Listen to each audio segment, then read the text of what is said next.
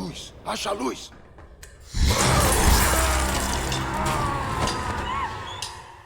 Se do dia pra noite sua cidade fosse invadida por vampiros e todos os moradores começassem a se transformar, o que você faria? Hoje vamos seguir os sobreviventes de Salem Slot, entender as ameaças, usar o bom senso para tomar decisões melhores e no final tentar sobreviver à horda de criaturas da noite de A Hora do Vampiro. Esse é o Derrotando o Terror.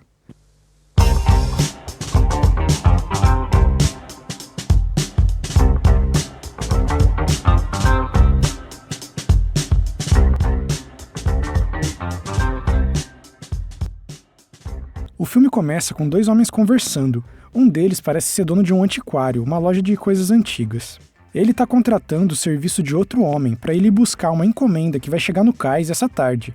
Seria uma caixa bem grande e pesada, e ele tem que buscar ela e entregar na casa do dono do antiquário.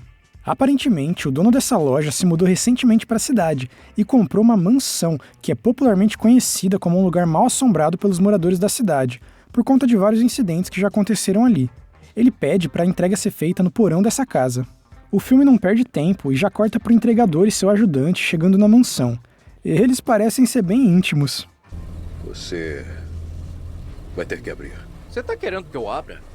O pacote que eles têm que entregar lembra uma caixa velha, só que retangular, convenientemente do tamanho perfeito para caber um corpo. Os dois têm alguma dificuldade para carregar a caixa por conta do peso dela e acabam derrubando ela no chão, o que quebra uma parte e um pouco de terra começa a cair para fora. No final, eles conseguem deixar a caixa no lugar que precisavam e rapidamente se viram para sair dali, porque o lugar é assustador. O ajudante consegue subir as escadas, mas alguma coisa não deixa o entregador sair do porão e começa a chamar ele. Ele parece hipnotizado ou sendo controlado, e uma voz chama ele para mais perto da caixa. Felizmente, o ajudante grita o nome dele porque ele demora para subir e tira ele do transe, então os dois saem rapidinho dali. Na cena seguinte, nós vemos rapidamente o rosto de um bicho se levantando. Parece amigável ele. Como ele estava em uma espécie de caixão, e bom, o nome do filme é A Hora do Vampiro, eu vou assumir que esse bicho aí é um vampiro. O que explicaria a terra na caixa. Os vampiros precisam descansar na terra do seu lugar de origem, senão eles vão perdendo força com o tempo. Como ele está de mudança, teve que levar literalmente a terra natal junto. Vampiros também costumam ter servos humanos, para fazer as atividades que eles não conseguiriam fazer sozinhos, e o homem que contratou o serviço parece ser servo desse vampiro. Ainda bem que ele não mandou a caixa por Sedex também, né? Senão o vampiro ia chegar todo quebrado. E agora dá pra entender porque ele veio de barco e chegou no cais. Já tinha avião para aqueles lados nessa época, e se eu fosse um vampiro milenar, eu só ia querer viajar de primeira classe. Mas eu consigo imaginar o problemão que isso podia dar na alfândega. Quando o colega passou no raio-x, verificou que tinha um retângulo de alguma substância orgânica. Imagina o pessoal da Receita Federal. Essa caixa aqui é do senhor?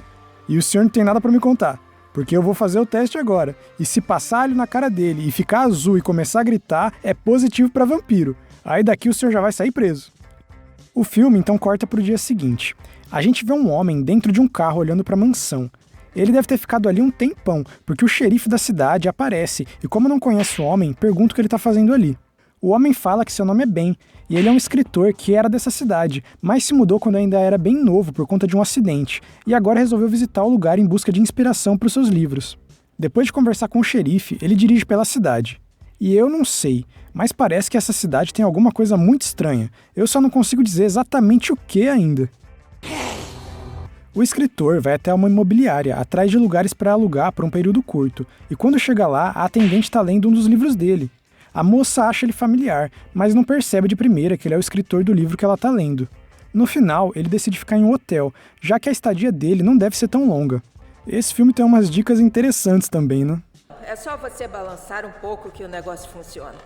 O filme corta para crianças brincando, e eu tenho a sensação de que conheço esse menino de algum lugar, mas enfim.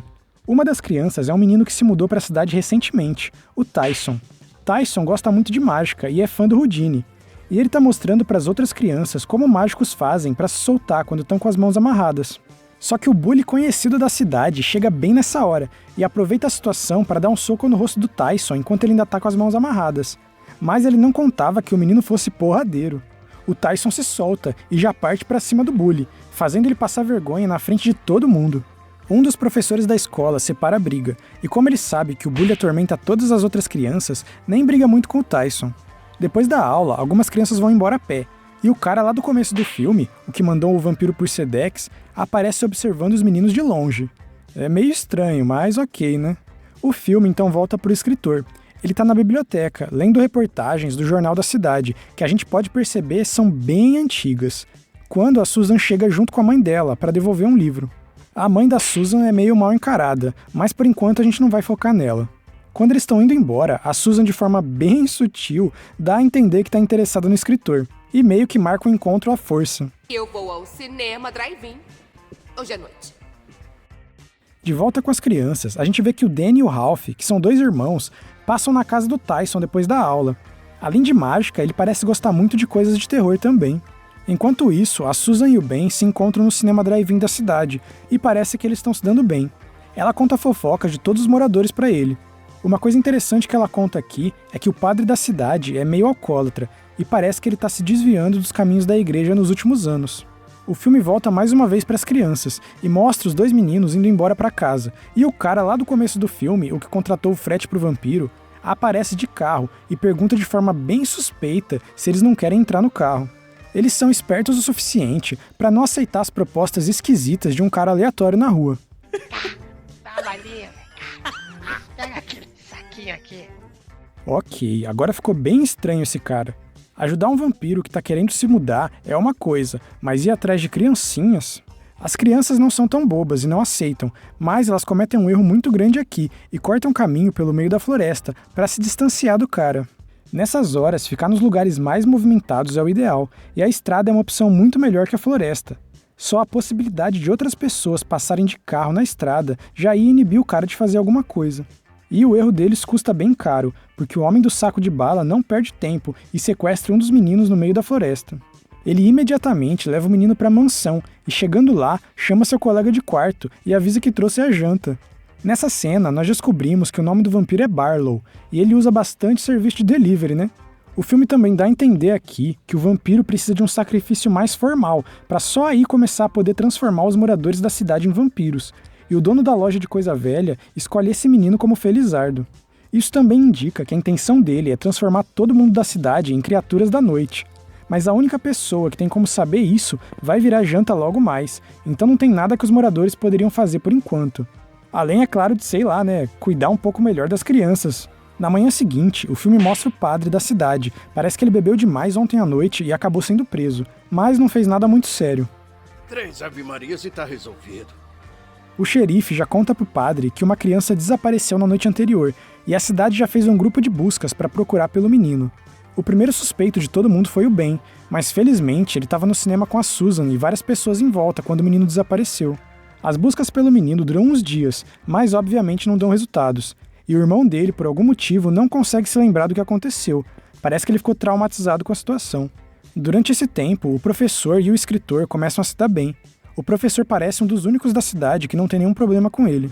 O filme corta pra noite, onde a gente vê o Danny. Ele escuta uns barulhos no quintal enquanto tentava dormir, e imagina que pode ser seu irmão que voltou pra casa. O que é um pouco burrice. Se o irmão voltasse, ele não ia ficar se escondendo, e de qualquer forma, ele deveria ter acordado todo mundo da casa, avisando que acha que o irmão voltou nesse caso. Infelizmente para ele, quando ele vai até o quintal para ver se o irmão realmente voltou, também acaba sendo pego de surpresa. Parece que esse aí rodou.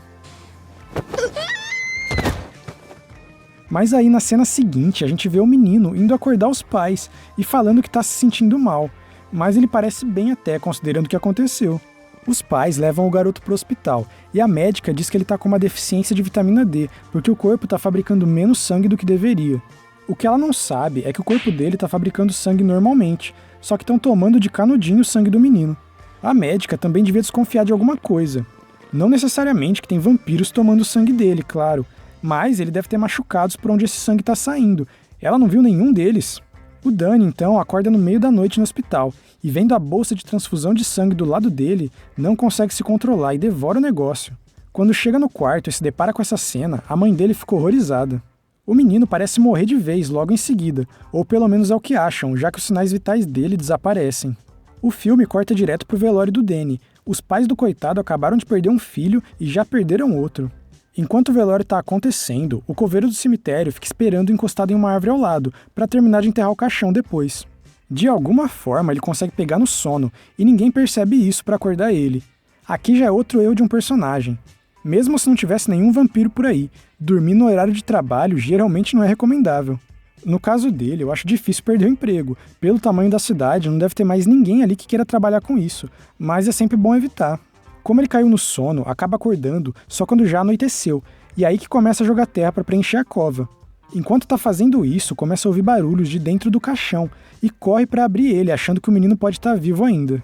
Assim, não vou falar que o que ele fez é errado, vai que a pessoa tá viva mesmo. Já aconteceu algumas vezes isso aí. O que eu vou dizer é que eu jamais faria um trem desse. Nesse caso, no máximo eu ia chamar outra pessoa, ia falar que eu ouvi alguma coisa e pedir para ela abrir. Enquanto isso eu observava bem de longe. Mas o mais provável que eu fizesse era só continuar jogando terra. Mais rápido que antes ainda, inclusive. No meu turno não ia sair ninguém de cova nenhuma não. Obviamente que o menino já virou um vampiro, e o coveiro se torna a primeira vítima da criança. Na noite seguinte, o professor está jantando em um restaurante da cidade, quando ele percebe que o coveiro está sentado em uma mesa no canto do lugar e parece meio estranho.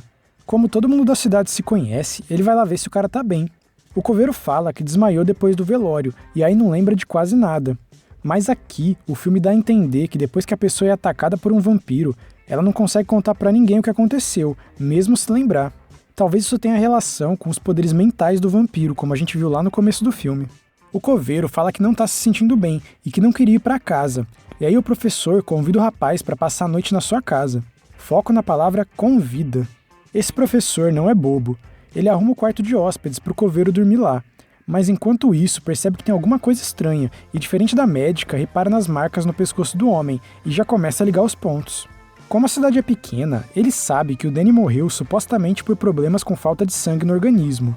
E quando o coveiro aparece pálido depois de enterrar o corpo do menino e com 2 marcas no pescoço, que por coincidência parecem de dentes, ele começa a imaginar que o homem pode ter virado uma criatura da noite. O problema é que agora ele já tá na casa com uma pessoa que ele imagina que possa ser um vampiro e que ele convidou para dormir lá. Ele fica apreensivo pensando no que fazer, ou mesmo se não tá imaginando coisas só. Até que ele escuta barulhos vindo do quarto de hóspedes e sai da casa para olhar a janela por fora, quando vê alguém ou alguma coisa entrando pela janela. Aí ele faz o certo e dá o fora dali. Como ele fez amizade com o Ben, ele vai até o hotel que o escritor tá ficando e chama por ele. A Susan também tá no quarto com ele nesse momento.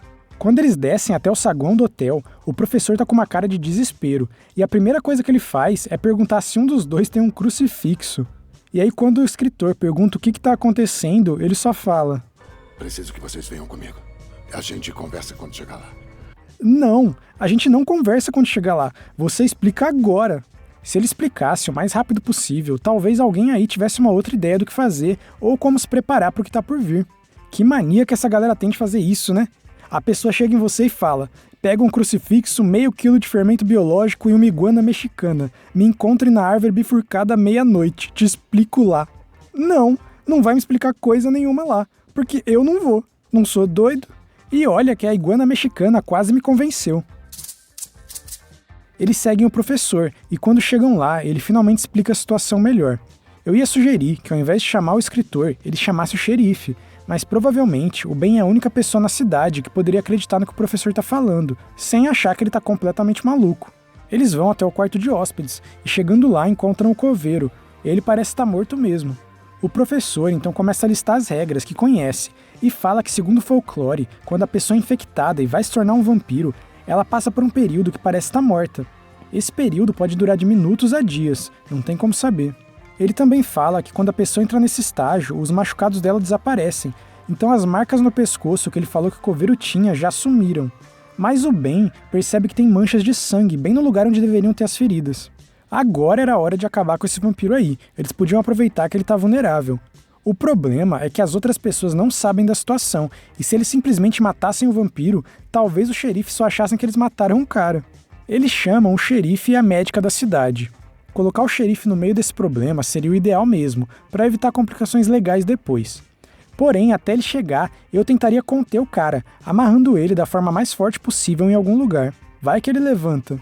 O professor não fala nada sobre vampiros pra médica ou pro xerife, para não ser considerado maluco. Ele só fala que encontrou o coveiro passando mal no restaurante e trouxe ele pra casa. A médica diz que o coveiro tá morto mesmo, ou pelo menos tá sem sinais vitais. Ela acha um pouco estranho, porque parece que ele tem o mesmo problema que o menino teve. O corpo não tinha sangue suficiente. Mas como ela não é uma pessoa supersticiosa, ela nem considera a opção de criaturas da noite. O filme corta de volta pro Tyson. Ele tá dormindo quando ouve um barulho na janela. Ele vai verificar o que é, e o Danny tá flutuando do lado de fora. Ele é hipnotizado, que nem o cara lá no começo do filme, e começa a obedecer ao vampiro mirim, que pede pra ele abrir a janela.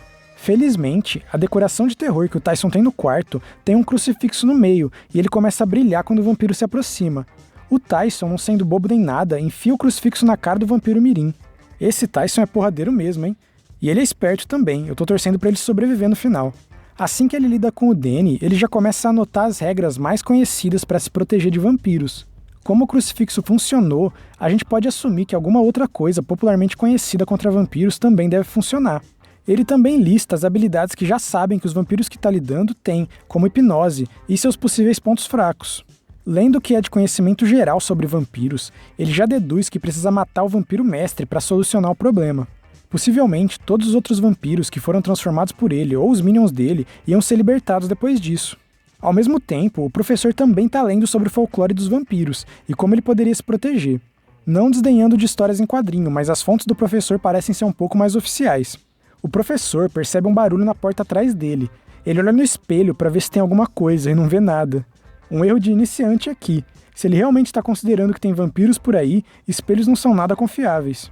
Quando se vira, o coveiro já tá de cara com ele. Felizmente, ele deixou um crucifixo próximo, e quando mostra pro bicho, repele ele na hora. É bom saber que essas coisas são eficientes. E o professor pensou rápido para pegar o negócio. Mas aí logo em seguida faz uma burrice gigantesca. Ele começa a andar pela casa totalmente escura e sem nem prestar muita atenção. Obviamente que o vampiro se aproveita disso, e ele deixa o crucifixo cair. Depois de rolar pelas escadas e quase ser hipnotizado pelo vampiro, ele consegue pegar a cruz de novo, e quando faz isso, aproveita para usar o que tá valendo, e fala que o vampiro não é mais bem-vindo na casa dele. Eu retiro o meu convite! O filme então corta para a médica da cidade, já na manhã seguinte.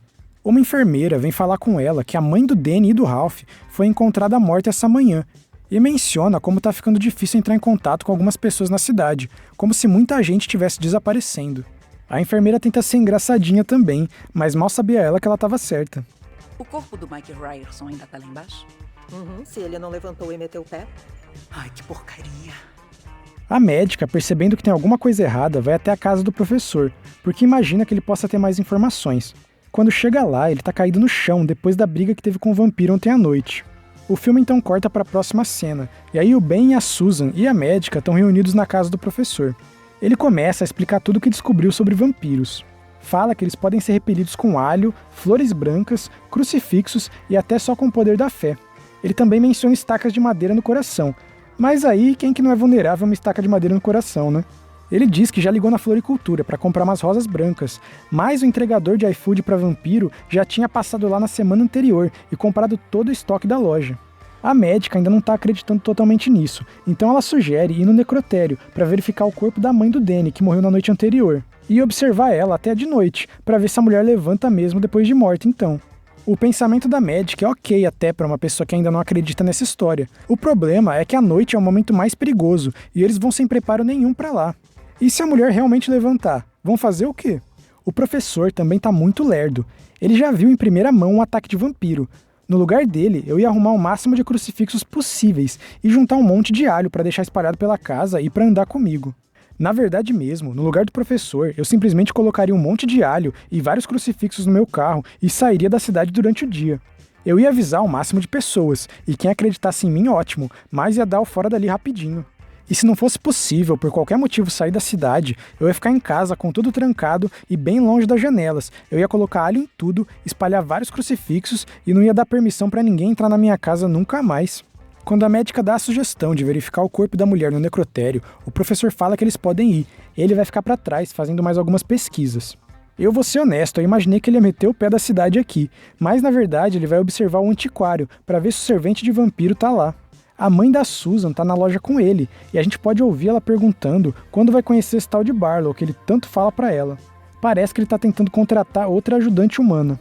O professor aproveita que eles estão na loja e vai até a mansão, onde imagina que o vampiro vai estar dormindo. Ele também leu que matando o Barlow, todos os outros vampiros morreriam, então parece que decidiu investigar a casa. Só que enquanto ele tá indo investigar, o Tyson já tá indo lá pra quebrar o vampiro no pau. O professor encontra com ele no porão da mansão e fala que ele não sabe onde tá se metendo e manda o Tyson embora. Mal sabe ele que o menino tá 10 passos na frente dele e veio mais preparado pra situação. Eles até fazem o certo de ir atrás do vampiro durante o dia, mas aí no momento crucial pisam na bola. O Tyson é muito corajoso, tem que dar esse crédito, mas ele tem que saber das suas limitações, ele ainda é uma criança. E o professor tinha que ter ido muito mais preparado. Se eu fosse nesse lugar, o que seria muito difícil de acontecer, eu só entraria lá com litros de água benta, crucifixos até desenhados no corpo, amarrados na mão e no pescoço, e ia me bisuntar de alho. Obviamente que a investigação dá errado. O servo percebeu que estava sendo observado mais cedo. Ele segue o professor e fecha ele no porão junto com o Tyson. Como nenhum dos dois não levou nenhuma lanterna ou um lampião, eles ficam no escuro total. O Tyson consegue subir para a parte de cima do porão, mas antes de conseguir baixar a escada pro professor ou acender as luzes, o Barlow já estava do ladinho deles. A luz! Acha a luz! O servo do vampiro aproveita o momento de comoção para capturar o Tyson. Parece que ele quer manter o Tyson preso e usar o menino como oferenda quando eles forem para uma próxima cidade, do mesmo jeito que fez com o Ralph lá no começo do filme. O filme então corta pro necrotério, onde a Susan, o Ben e a médica estão esperando para ver se o corpo da mulher se levanta. E aí finalmente alguém faz a pergunta certa. E se ela se levantar? Bom, demoraram muito para pensar nisso, porque ela realmente se levantou. E eles, olha só, não tinham como se proteger, quem diria. A médica é atacada, e o Ben e a Susan conseguem fazer uma cruz improvisada e matam a vampira, mas ela já tinha mordido a doutora. Pelo menos a médica pensa rápido e tenta esterilizar a ferida e usar uma vacina de raiva o mais rápido possível. Essa vacina funciona para mordidas de animais, se ela for usada rápido depois da mordida. Foi uma boa ideia, considerando as opções que ela tinha em mãos, mas ainda não é certeza que isso vai dar certo para impedir que ela vire uma vampira. Então eu manteria ela em observação por um tempo. Enquanto eles estão aceitando o que aconteceu, eles concordam em visitar a igreja amanhã para falar com o padre e ver se ele tem alguma ideia do que fazer. Mas antes disso, ainda tem essa noite. Eles vão para casa do professor para ver como ele tá. Chegando lá, tem 2 vampiros em cima do telhado, como se eles estivessem zombando deles. E o Ben deduz que já pegaram o professor. E assim, mesmo se não tivessem pego ele, eu não ia descer do carro e tentar entrar nessa casa nem a pau de qualquer forma. O que a gente faz? O Matt pode estar precisando de ajuda. O filme então corta para a manhã seguinte e a gente vê que a cidade quase inteira já foi transformada em criaturas da noite. Esses vampiros são bem eficientes. Depois voltamos pro Tyson. Ele tá amarrado de ponta cabeça, mas felizmente ele sabe como se desamarrar por conta dos truques de mágica que aprendeu. Ele se solta, se arma e consegue pegar o assistente do vampiro de surpresa quando ele volta para a sala. Rapaz, o Tyson realmente é porradeiro. Ele acabou com um cara 3 vezes o tamanho dele. Eles são grandes, mas nós é ruim. Voltando pro grupo principal, a médica, o Ben e a Susan estão na igreja, provavelmente passaram a noite lá. Eles estão tentando convencer o padre da existência de vampiros, o que nesse ponto não é muito difícil, é só dar uma volta na cidade. Enquanto eles estão nessa conversinha aí, perdendo tempo, o Tyson aparece na igreja com uma mochila cheia de estacas. Ele avisa que o professor realmente foi pego, mas que ele conseguiu matar o servo do vampiro. Ele só foi ali na igreja para pegar água benta e crucifixos, e já tá de saída, porque decidiu que vai matar o Barlow, o vampiro mestre lá. Esse Tyson é um dos personagens mais eficientes de todos os filmes que eu já comentei. Ele faz os outros parecerem crianças perto dele. E tudo isso com o quê? 11 anos de idade? E 9 meses. Ele é corajoso e tudo mais, mas eu repito, quase ninguém sobreviveu nesse lugar. Eles tinham que aproveitar que tá de dia e simplesmente ir embora daí. Os adultos acompanham o Tyson de volta para a mansão, e mais uma vez sem preparo nenhum. Só o Tyson trouxe ferramentas caso alguma coisa dê errado. É ele que tá liderando esse grupo, parece, mostrando como que se faz pros outros. Aqui, eles já sabem bem como os vampiros funcionam. Os bichos não são muito mais fortes que uma pessoa normal, e têm várias fraquezas. Eles tinham que levar água benta, alho e crucifixo aos montes. Sem contar que era bom também colocar umas roupas grossas e várias camadas, principalmente cobrindo o pescoço. Se eles fossem mordidos superficialmente, isso podia ajudar em alguma coisa. Sem contar que para lutar em geral, é melhor estar com roupas grossas para se machucar menos. Eles vasculham a casa, mas não encontram nada, até que resolvem olhar o porão. O professor, já transformado em vampiro, ainda tá aqui e ataca o grupo. Usando as estacas que o Tyson trouxe, eles conseguem matar o professor de vez, mas foi por pouco. Eles saem correndo de lá e decidem que vão avisar a maior parte de moradores possíveis e chamar eles todos para a igreja para passar a noite. De alguma forma, eles perderam o dia inteiro nessa enrolação e já tá quase no final da tarde. O Tyson imagina que o vampiro principal vai até a casa dele para se vingar pela morte do seu servo e corre para lá para avisar seus pais. O padre decide ir junto com ele. A médica vai atrás do xerife e encontra ele indo embora da cidade. O cara já percebeu o que tá acontecendo, não avisou ninguém e ainda deixou para ir embora no final da tarde. Na posição de xerife, ele é uma das únicas pessoas que podia ter inventado qualquer desculpa para os moradores da cidade para eles evacuarem durante o dia. Ia ter salvo um monte de gente, e aí quem não quisesse ir embora, infelizmente ficaria para trás. Mas ele e uma galera podiam ter fugido dali durante o dia. De preferência lá pelas 11 horas da manhã ou meio-dia, para pegar o sol no ponto mais forte possível durante o percurso. Enquanto isso, a Susan vai até a casa da mãe dela para chamar a velha para a igreja, mas a mulher já tinha outros planos e fala que o Barlow vai cuidar das duas agora. Parece que ela foi escolhida como substituta do cara que morreu. Enquanto elas estão conversando, o Ben tá vendo a conversa pelo reflexo de um espelho e quando percebe que tinha um vampiro do lado da Susan, já é tarde demais. Um vampiro morde o pescoço dela. O Ben consegue tirar ela dali, mas a mãe da Susan parece seguir eles como espingarda. O filme volta pro padre e pro Tyson, tentando convencer os pais dele a ir passar a noite na igreja, porque um vampiro milenar provavelmente vai atrás deles hoje à noite. Isso realmente é uma história difícil de acreditar de uma hora para outra, mas com a quantidade de corpos e provas que eles teriam pela cidade, era só eles terem chegado lá mais cedo que daria para convencer os pais do garoto tranquilamente. Enquanto eles estão nessa enrolação, anoitece e aí imediatamente batem na porta.